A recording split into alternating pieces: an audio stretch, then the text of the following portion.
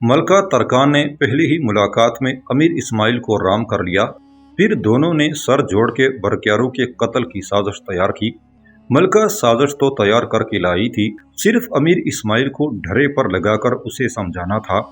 ملکہ Terken نے اپنی منصوبے کی ایک ایک بات کھول کر بیان کی اور امیر اسماعیل کو یہ یقین دلایا کہ وہ اس پر عمل کر کے سلجوقی سلطنت کا سلطان بن سکتا ہے۔ پھر وہ دونوں دیر تک پیار و محبت کی باتیں کرتے رہے۔ ملکہ اسے سبز باغ دکھاتی رہی اور امیر اسماعیل مستقبل کے سنہرے خوابوں میں جھولتا رہا۔ 3 گھنٹے کی ملاقات کے بعد ملکہ واپس قلعے میں چلی گئی اور امیر اسماعیل اپنے لشکر میں لوٹ آیا۔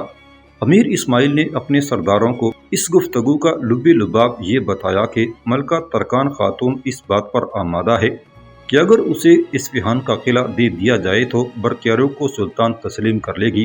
ملکہ ترکان نے یہ پٹی امیر اسماعیل کو پڑھائی تھی کہ اس کے سردار مطمئن ہو جائیں اور امیر اسماعیل کو برقیارو تک پہنچنے میں کوئی دقت پیش نہ آئے۔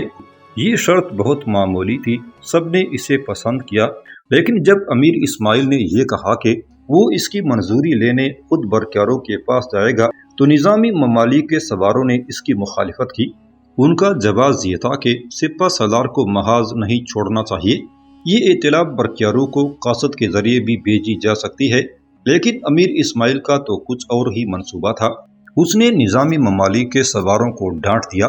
اس بات سے انہیں کچھ شبہ پیدا ہو گیا۔ نظامی ممالک میں یہ طاقت تو نہ تھی کہ وہ امیر اسماعیل کو زبردستی روک لیتے، لیکن انہوں نے باہم مشورہ کیا اور ایک قاصد کے ذریعے ملکہ ترکان خاتون اور امیر اسماعیل کی ملاقات کا حال لکھ کر برقیارو کو بھیجا اور اسے خبردار کیا کہ امیر اسماعیل سے تنہائی میں گفتگو نہ کرے۔ ادھر ملکہ نے قلعہ میں پہنچ کر تاج الملک اور امیر انس کے سامنے ایک نئی کہانی بیان کی۔ اس نے امیروں کو بتایا کہ امیر اسماعیل برقیارو کو چھوڑنے پر آمادہ ہو گیا ہے، لیکن اس نے اس کے لیے کچھ وقت مانگا ہے تاکہ وہ زیادہ سے زیادہ فوجی دستے لے کر قلعے میں آ جائے۔ کہانی اس قدر خوبصورتی سے گھڑی گئی تھی کہ تاج الملک اور امیر انس کو اس پر یقین کرنا پڑا۔ امیر اسماعیل ملکہ ترکان خاتون کے منصوبے کے مطابق برقیارو سے ملنے کے لیے دارالسلطنت رے کی طرف روانہ ہوا۔ برقیارو اس عرصے میں اپنے چچا تیتش ارسلان کو شکست دے کر رے پہنچ گیا تھا کہ وہاں سے مزید لشکر حاصل کر کے پھر اصفہان واپس آئے۔ وہ اس کوشش میں تھا کہ نظامی ممالک کا قاصد خط لے کر اس کے پاس پہنچا۔ خط پڑھ کر برقیارو دنگ رہ گیا، اسے امیر اسماعیل پر سخت غصہ آیا۔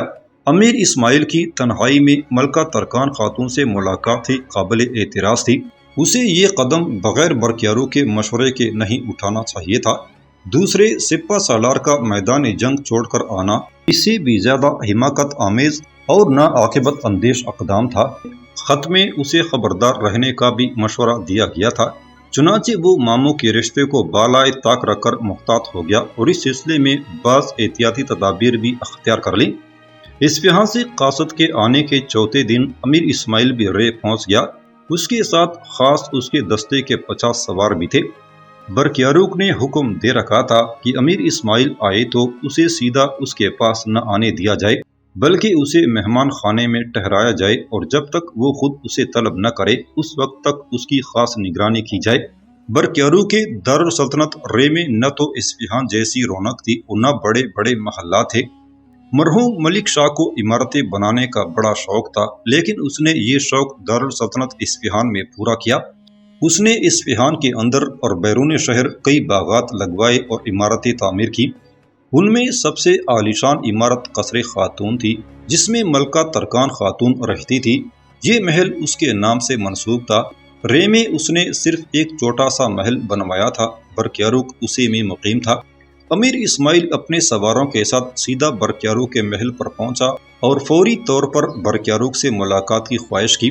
محافظ اسے مہمان خانے میں لے گئے اور اندر جا کر برقیارو کو اطلاع دی۔ برقیارو نے امیر اسماعیل سے ملاقات کے لیے ایک کمرہ مخصوص کر دیا تھا۔ وہ پہلے خود اس کمرے میں پہنچا، پھر امیر اسماعیل کو وہاں ملاقات کے لیے بلایا۔ امیر اسماعیل بڑے اطمینان سے برقیارو کے کمرے میں داخل ہوا۔ برقیارو سامنے بیٹھا ہوا تھا۔ امیر اسماعیل بغیر کچھ کہے تیزی سے برقیارو کے پاس گیا اور بڑی پھرتی سے خنجر نکال کر اس پر حملہ کر دیا۔ برقیارو ہوشیار بیٹھا تھا، اچھل کر ایک طرف ہو گیا۔ اسی وقت پردے کے پیچھے چھپے ہوئے درجنوں محافظوں نے نکل کر امیر اسماعیل کو دبوچ لیا۔ امیر اسماعیل کے ہاتھ سے خنجر چھوٹ کر گر گیا۔ امیر اسماعیل، تم میرے ماموں ہو، برکیاروق نے اسے حقارت سے دیکھتے ہوئے کہا، لیکن تم نے اس رشتے کو دھبا لگایا ہے۔ خدا کی قسم، اگر موت سے کوئی سخت سزا ہوتی تو میں اس کا حکم دیتا۔ مجھے معاف کر دو سلطان برکیاروق، مجھ سے غلطی ہو گئی۔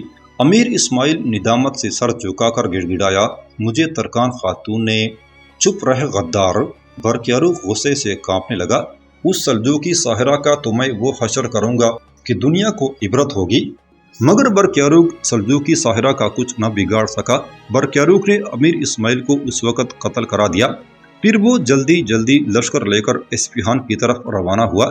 اصفہان سے ابھی وہ کچھ دور تھا کہ اسے ملکہ ترکان خاتون کے مرنے کی اطلاع ملی۔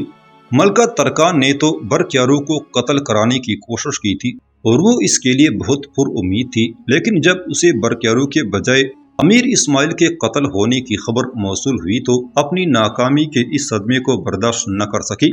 اس کے دل کی حرکت اس خبر کو سنتے ہی ہمیشہ کے لیے بند ہو گئی اور جوان عمر سلطان برکیاروق کو سلجوقی ساحرہ کی فتنہ انگیزیوں سے چھٹکارا مل گیا۔